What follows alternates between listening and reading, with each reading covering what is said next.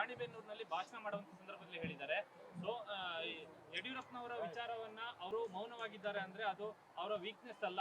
ಅವರು ಮೌನವಾಗಿದ್ದಾರೆ ಅಂದ್ರೆ ಅವರ ವಿಚಾರವನ್ನ ತಿಳಿದುಕೊಂಡು ಮಾತಾಡ್ಬೇಕನ್ನುವಂಥದ್ರಲ್ಲಿ ಯಾರು ಟೀಕೆ ಮಾಡ್ತಾರೆ ಅವರಿಗೆ ಎಚ್ಚರಿಕೆ ಕೊಡ್ತೀನಿ ಅನ್ನುವಂತ ಮಾತನ್ನ ಸ್ಪಷ್ಟವಾಗಿ ಭಾಷಣದಲ್ಲಿ ಹೇಳಿದ್ದಾರೆ. ನೋಡಪ್ಪ, ನನ್ನ ಸಂಬಂಧ ಇಲ್ಲದ್ದು.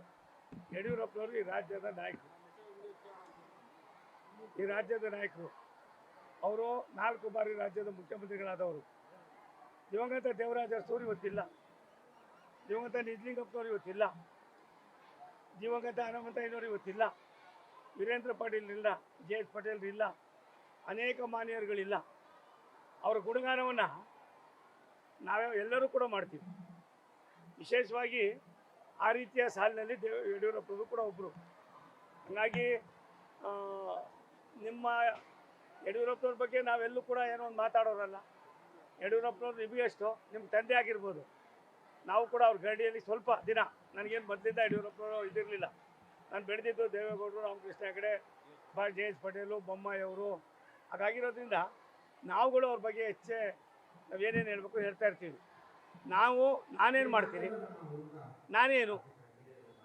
ನನ್ನದೇನು ಕಾರ್ಯಕ್ರಮ, ನಾನೇನು ಮುಂದೆ ಮಾಡ್ಬೋದು, ಇಂಥದ್ರ ಬಗ್ಗೆ ನಾವು ಹೆಚ್ಚಿನ ಗಮನ ಹರಿಸ್ಕೋಬೇಕಾಯ್ತದೆ.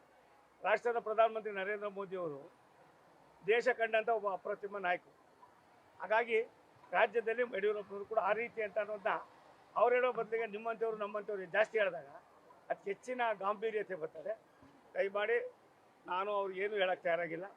ಅವ್ರು ಯಾರಿಗೆ ಎಚ್ಚರಿಕೆನೋ ಮತ್ತೊಂದು ಮಗದೊಬ್ಬರು ಯಡಿಯೂರಪ್ಪನವ್ರನ್ನ ಯಾರಾದರೂ ಮೇಲ್ಗಡೆಗೆ ಕತ್ತೆತ್ತಿ ಉಳಿದ್ರೆ ಅದು ಅವ್ರ ಮೇಲೆ ಬೀಳ್ತದೆ ಅನ್ನೋ ಭಾವನೆ ನನಗೆ ಇದೆ.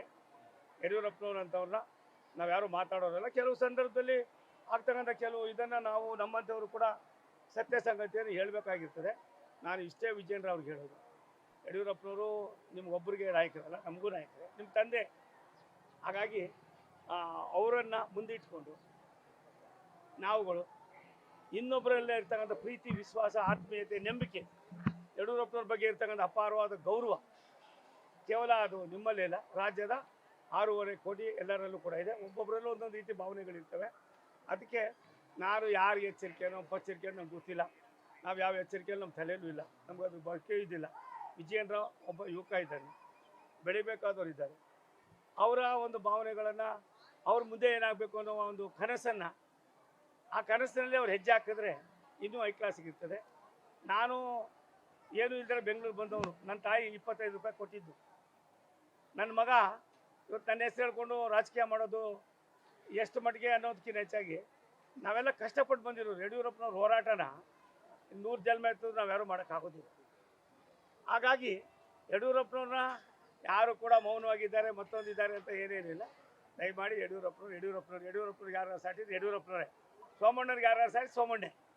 ಹಾಗಾಗಿ ಅದಕ್ಕೆ ಬೇರೆ ಬೇರೆ ವಿಶ್ಲೇಷಣೆಗಳ ಅವಶ್ಯಕತೆ ಇಲ್ಲ. ನಾವೆಲ್ಲ ಒಟ್ಟಾಗಿ ಹೋಗಬೇಕಾಗಿದೆ, ಚುನಾವಣೆಗೆ ಹೋಗಬೇಕಾಗಿದೆ. ನಾವುಗಳು ಮಾತು ಕಡಿಮೆ ಮಾಡಿ ಕೆಲಸ ಜಾಸ್ತಿ ಮಾಡಿ.